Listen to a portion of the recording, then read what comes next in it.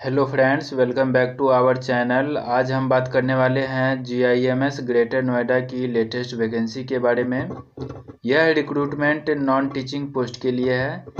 यहाँ देख सकते हैं कि government institute of medical science greater Noida की तरफ से वैकेंसी आई हुई है और यह नॉन टीचिंग पोस्ट के लिए रहने वाली है, specially allied and health care professional के लिए। यहाँ CBT बेस्ड एग्ज़ाम रहने वाली है।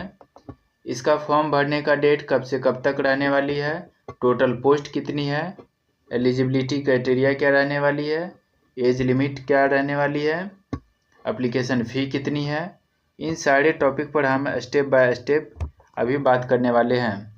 तो अब हम बात करते हैं इम्पोर्टेंट डेट की। तो ऑनलाइन एप्लीकेशन स्टार्ट हो चुकी है 10 अप्रैल 2026 से। यहाँ देख सकते हैं कि 10 अप्रैल 2026 से ऑनलाइन एप्लीकेशन फॉर्म स्टार्ट हो चुकी है और इसका लास्ट डेट रहने वाली है 9 मई 2026। यानी 2 दिन अभी भी आपके पास है, यह मौका आपके हाथ से निकल ना जाए, इस चीज़ का आपको ध्यान रखना है। एप्लीकेशन ओनली ऑनलाइन मोड में एक्सेप्ट किया जाएगा। यहाँ पर आप देख सकते हैं लिखा हुआ है कि ऑनलाइन एप्लीकेशन ओनली जो है एक्सेप्ट किया जाएगा, अदर मीडियम में एप्लीकेशन एक्सेप्ट नहीं किया जाएगा। ऑफलाइन अगर आप फॉर्म भर के देते हैं तो वह एक्सेप्ट नहीं किया जाएगा। आगे हम बात कर रहे हैं, देखते हैं कि कितनी पोस्ट है। तो यहाँ पे लिखा हुआ है कि 50 पोस्ट हैं, जिसमें कि लेबोरेटरी टेक्नीशियन और OT टेक्नीशियन। लेबोरेटरी टेक्नीशियन के भी 25 पोस्ट हैं, OT टेक्नीशियन इसके भी 25 पोस्ट हैं। यह लेवल 5 की जॉब रहने वाली है, जिसका कि बेसिक पे 29,200 होता है।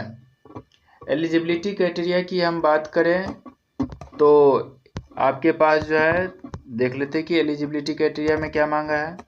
तो यहाँ आप देख सकते हैं कि एलिजिबिलिटी क्राइटेरिया में बता रहा है कि इंटरमीडिएट विथ साइंस सब्जेक्ट होना चाहिए एंड आपका जो है रिलेवेंट फील्ड में डिप्लोमा होना आवश्यक है।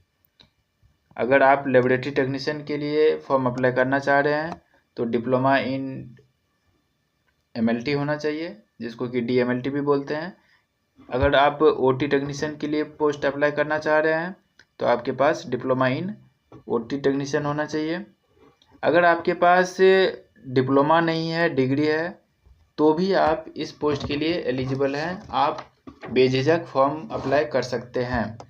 अब हम एज लिमिट की बात करें तो यहाँ देख सकते हैं कि मिनिमम एज जो है 21 ईयर्स रखी गई है और मैक्सिमम 40 ईयर्स रखी गई है। और यह एज जो है 1 जुलाई 2026 के बेसिस पर आपका कैलकुलेट किया जाएगा। और रिजर्वेशन कैटेगरी वाले को का एज लिमिट यहाँ पर आप देख सकते हैं कि डिफरेंट कैटेगरी में जो है आपको एज रिलैक्सेशन मिलती है। यहाँ आप देख सकते हैं, आप नोटिफिकेशन पढ़ सकते हैं। एप्लीकेशन फ़ी की बात करें तो यहाँ पर आप देख सकते हैं कि एप्लीकेशन फ़ी कितनी रखी गई है इस पोस्ट के लिए। तो UR OBC EWS तीनों के लिए 1298 रुपीज़ रखी गई है और जो SC ST कैंडिडेट है उसके लिए 944 रुपीज़ रखी गई है। दिव्यांग कैंडिडेट को फीस देने की ज़रूरत नहीं है, उसे फ़ी में छूट है। सिलेक्शन CBT के थ्रू होगा, जिसका ड्यूरेशन आप देख सकते हैं। यहाँ पर आपका 2 घंटे का एग्ज़ाम रहने वाला है, जिसमें 80% क्वेश्चन आपका टेक्निकल पार्ट से और 20% क्वेश्चन आपका जनरल अवेयरनेस से रहने वाली है। एक इम्पोर्टेंट एडवाइस देना चाहूँगा कि अप्लाई करने से पहले ऑफिशियल नोटिफिकेशन को ध्यान से पढ़ लें और इंश्योर कर लें कि आप एलिजिबिलिटी क्राइटेरिया फुलफ़िल कर रहे हैं या नहीं कर रहे हैं। अगर आप एलिजिबिलिटी क्राइटेरिया को फुलफ़िल कर पा रहे हैं तो आप इस पोस्ट के लिए एलिजिबल हैं और आप अप्लाई कर दें। इस एग्ज़ाम में आपका नेगेटिव मार्किंग रहने वाली है 1/4 का।